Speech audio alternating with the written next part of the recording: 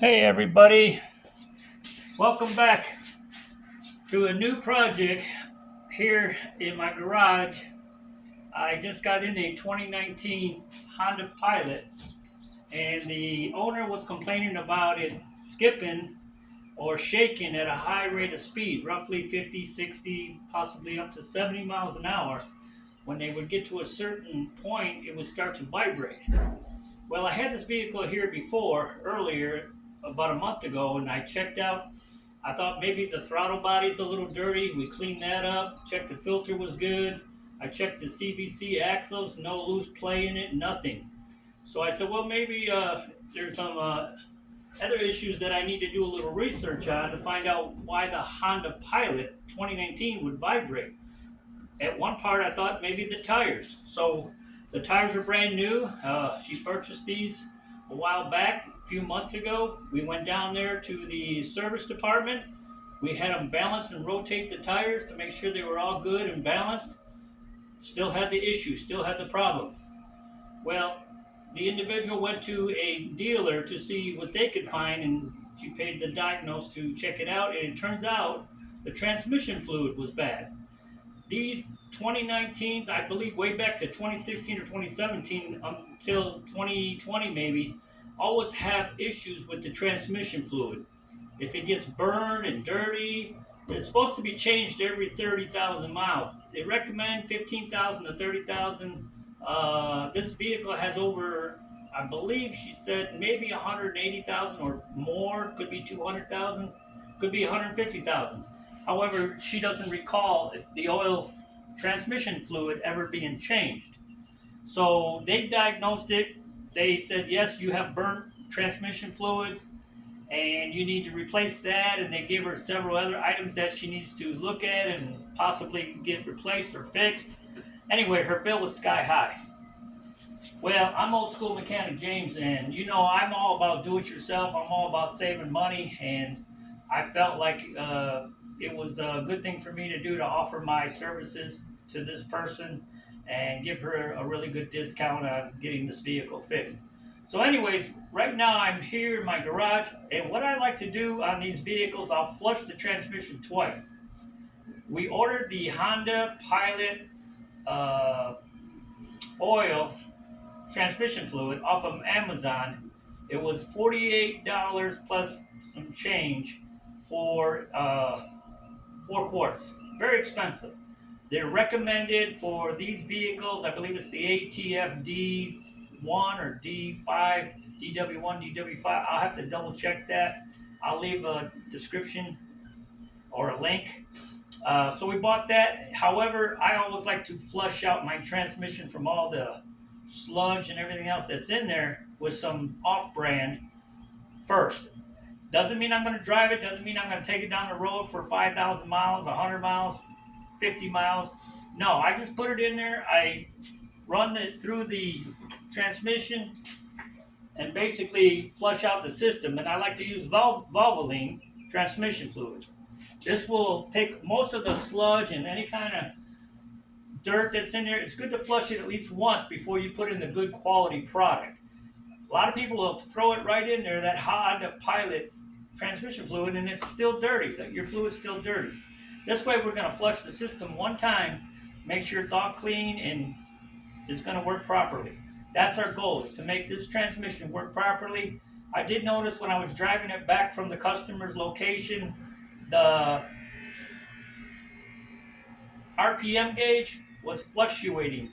That's how you can tell you're having issues with the transmission. It doesn't stay steady on, 1,000 RPMs, 10,000 RPMs, 5,000 RPMs. If it starts to move around at 20, 30 miles an hour, you can see your RPM vibrating. It's got an issue with your transmission, most likely the fluid.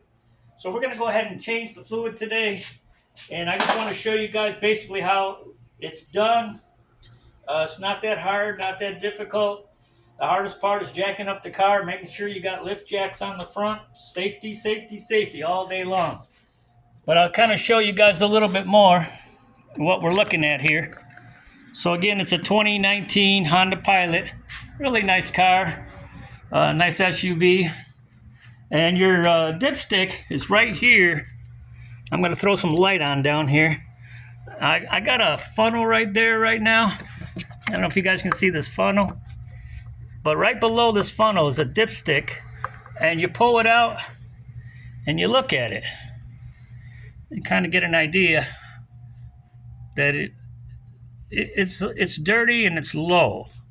Of course, the guys at the dealership checked it out and they said, yeah, it's burnt fluid.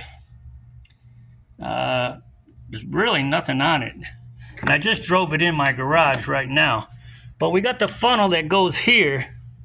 I'll try to see if I can't get some light on there later. But you'll see that there's a hole where the oil goes in. Right down there.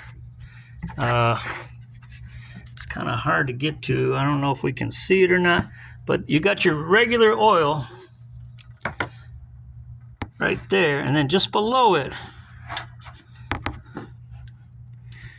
is where you put the transmission fluid. Okay, you can see that right there. That's where the transmission fluid is going to go. First, we need to drain it. You see, it's right there. That's where we need to put the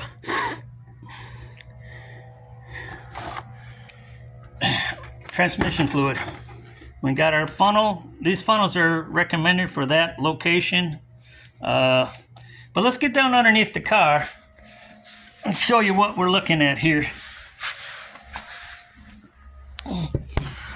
So this is your, from the front view, this is the transmission that we're looking at right here. And right away I see it wet. You see how wet it is right there? Could be a seal, could be a gasket. I'll show that to the customer. Right here's the actual nut. It's a 1/2 inch. And it's right there. That's what you guys loosen up. And it's a 3/8. So put a 3/8 in there, and that will loosen that up. It's a little stiff. It's a 38 PSI. Is what it takes to tighten it back up. Anywhere from 32 to 38. Where is it? Right there. And I already busted it loose. So that's it right there. We got a drain pan right here. And I will drain it and take a look at it and see what we got. Again, you just basically put this wrench on there.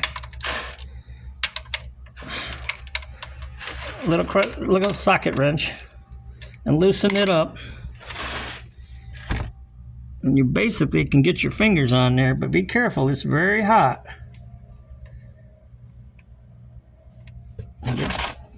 Make sure that drain pan is right where it needs to be. And I'm going to try to catch it, but it's very hot. I doubt if I'll catch it.